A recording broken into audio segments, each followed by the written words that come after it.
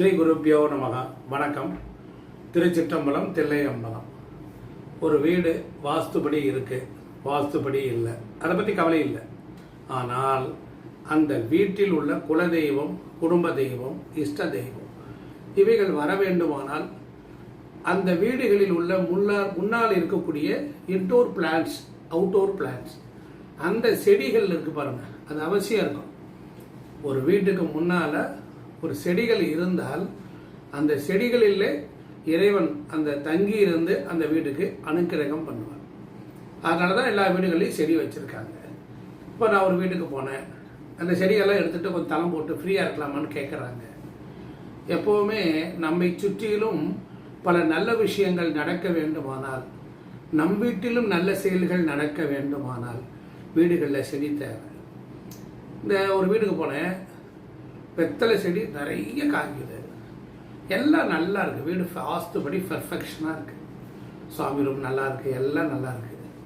குழந்தைகளுக்கு ஏதோ ஒரு கிரகப்பீடு, குழந்தைகள் ஜாதகப்படி கிரகங்கள் சரியில்லைன்னா அது அப்படி இப்படி தான் இருக்கும். பட் அந்த மாதிரி நேரத்தில் இவ்வளவு பாதுகாப்பாக இருந்தாலும் கூட ஏன் குழந்தைகளுக்கு அந்த கிரகங்களை தடுக்க முடியலன்னா கர்ம விட. இப்போ கர்மாவை பேலன்ஸ் பண்ணுவதற்கு செடிகள் தேவை. எந்த வீட்டில் பவளமல்லி செடியும் இது நம்ம மருதாணி செடியும் ரெண்டு இணைஞ்சிருந்தா ரொம்ப சிறப்பு. மாதுளை செடி எந்த வீட்டில் இருக்கிறதோ மகாலட்சுமி தங்கி இருப்பார். ஒரு வீட்டில் புடலங்குடின்னு இருக்கு, புடலங்காய் காய்ச்சி தொங்கும். நம்முடைய முன்னோர்கள் இறந்து போனா பார்த்தேலா, அவள் எல்லாம் புடலங்குடியில் கீழே தான் இலப்பாரிக்கிட்டு இருப்பாளாம், எங்கே பித்ருலோகத்தில். அதனால் வாரத்துக்கு ஒரு முறை சனிக்கிழமை அன்னைக்கு ஒரு புடலங்காயை வச்சு சாப்பாடு செஞ்சு இறந்தவங்களை நினைச்சிட்டு காக்காய்க்கு வைக்கலாம். வாழ்க்கையோடு ஒன்றி போனது உணவும் மருந்தும். அப்போ நம்மளுடைய முன்னோர்கள் நமக்கு நல்லா இருக்காங்க, நமக்கு ஒரு ஆசீர்வாதம் பண்ணுறாங்கன்னா நல்ல செடிகள் வீட்டில் வரும். அதே போல் பிரம்ம கமலம் செடி, அதெல்லாம் வருடத்துக்கு ஒரு முறை நம்ம குழந்தைகளுக்கு பேரறிவு கிடைக்கும். குழந்தைகள் கல்வியில் ஸ்ட்ரகிள் இல்லாமல் நல்லா வளர்க்குறோம், குழந்தைகள் நல்லா வளர்க்குறோம், அதுங்களுக்கு எல்லா பழக்க வழக்கம் ஒழுக்கத்தெல்லாம் கற்பித்து கொடுக்குறோம். அப்போ அந்த மாதிரி நேரத்தில் குழந்தைகளை என்ன செய்யணும், பூ பறிக்க வைத்து சுவாமி கும்பிட வைக்கணும். எந்த வீட்டில் கீழே ஸ்ரீ சக்கரம் பூஜை அறையில் போட்டு அந்த ஸ்ரீ சக்கரத்தை வணங்கி வழிபாடு செய்கிறாங்களோ அந்த வீட்டில் பொறுத்தளவில் குழந்தைகளுக்கு நல்ல எதிர்காலம் உண்டாகும். ஒரு வீட்டில் பொறுத்தளவில் வடகிழக்கு திசை ரொம்ப குளிர்ச்சியாக இருந்தால், வடகிழக்கு திசை ரொம்ப குளிர்ச்சியாக இருக்குதுன்னு வச்சுக்கோங்க, தண்ணீர் பதமாக இருந்ததுன்னா குழந்தைகள் நல்லா இருப்பாங்க, செல்வ நிலை நல்லா இருக்கும், எல்லாமே நல்லா இருக்கும். வடகிழக்கில் மாத்திரம் நிறைய செடி கொடிகளை வளர்க்கக்கூடாது. அப்படி பெரிய செடிகளாக வளர்ந்துருச்சு அப்படின்னா அதை கவாத்து பண்ணணும். நான் ஒரு வீட்டுக்கு சென்னைக்கு வந்திருந்தேன், அந்த வீட்டில் எல்லாமே இருக்குது, ஈசானிய மூலையில் இருக்குது. அப்போ அவங்ககிட்ட சொன்னேன், இந்த இதெல்லாம் எடுத்துடலாமான்னு கேட்டாங்க. அப்படிலாம் இருக்கக்கூடாது.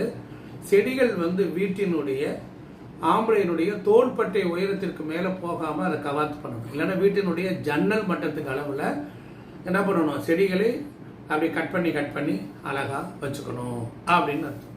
இப்போ வடகிழக்கில் பொறுத்தளவில் நல்ல மனம் வீசக்கூடிய பூத்து குலுங்கக்கூடிய செடிகள் இருந்தால் அந்த வீடு ஐஸ்வர்யத்தை கொடுக்கும். அதே போல் வீட்டில் வெற்றிலை கொடி ரொம்ப பெருசாக இருந்துச்சுன்னா அதே வெற்றிலை கொடியை எடுத்து மாலையாக கட்டி நீங்கள் எல்லா சுவாமிக்கும் உங்கள் குத்து விளக்குக்கு சாத்தலாம். அதே போல் முருகன் படத்திற்கும் சாற்றலாம். இது மாதிரிலாம் உண்டு. பொதுவாக வீடுகள் நம்முடைய வாழ்பவரின் அடையாளத்தை சொல்லுது. வீடுகளில் வசிக்கக்கூடியவர்களுக்கும் வீடுகளில் அறைகளில் குப்புன்னு கெட்டவரை வராமல் பார்த்துக்கணும். பகலெல்லாம் இந்த ஜன்னல்களை திறக்கணும், அடைபற்ற இதெல்லாம் எடுக்கணும், வாரத்துக்கு ஒரு முறை துணிமணி எல்லாம் எடுத்து துவைச்சி போட்டுறணும். வீட்டுக்குள்ளே நல்ல நறுமணம் இருக்கும். நான் ஒரு வீட்டுக்குள்ளே போனேன், பாத்ரூம் பார்க்குறதுக்கு பூஜார மாதிரியே இருக்குது. ஆனால் அந்த பையன் தங்கி இருக்கிற படுக்கையறைக்கு போனால் கெட்ட வாடை அடிக்குது. அப்புறம் பிராணசக்தி பத்தலை, ஆக்சிஜன் பத்தலை. அப்போ கெட்டதே உண்டு, கெட்டதே சுவாசிச்சுக்கிற போது என்ன செய்யும், ஒழுங்கற்ற நிலைக்கு அந்த குழந்தைகள் வந்துடுவாங்க. அவங்களுக்குள்ளார ஒரு மாறலான நிகழ்வு நடக்காது. அதனால் உங்கள் வீட்டினுடைய அறைகளை நல்லா திறந்துருங்க, வாரத்துக்கு ஒரு முறை சுத்தப்படுத்துங்க, வீடு முழுவதும் நல்ல நறுமணம் பரப்புங்க, வருடத்துக்கு ஒரு முறை கணபதி ஹோமம் பண்ணுங்க. இந்த மாதிரியெல்லாம் செஞ்சீங்கன்னா உங்கள் வாழ்க்கை ரொம்ப சிறப்பாக இருக்கும்.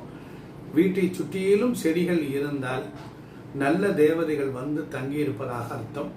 அவைகள் அதனால தான் நான் சொல்லக்கூடிய மாதுளை செடி அம்பாள் பெரிய மனுஷியான இடம். மாதுளை செடி அம்பாள் அந்த மாதுளை என்கிற ஒரு பிரமாதமான ஒரு சொர்க்கத்தில் ஐஸ்வர்யத்தில் மாதுளம் என்கின்ற ஒரு அற்புதமான அமிர்த கலசத்தில் அம்பாள் வந்து தன்னை பெரியவளாக மாற்றிக்கொண்டார். அதனால தான் மாதுளை செடிக்கு அவ்வளவு மகத்துவம் உண்டு. குழந்தை பாக்கியம் இல்லாதவர்கள் மாதுளை செடிக்கு தொடர்ந்தார் போல் ஒரு மண்டலம் அவர்கள் அந்த மரத்துக்கு பூஜை செய்தால் குழந்தை பாக்கியம் கண்டிப்பாக கிடைக்கும்.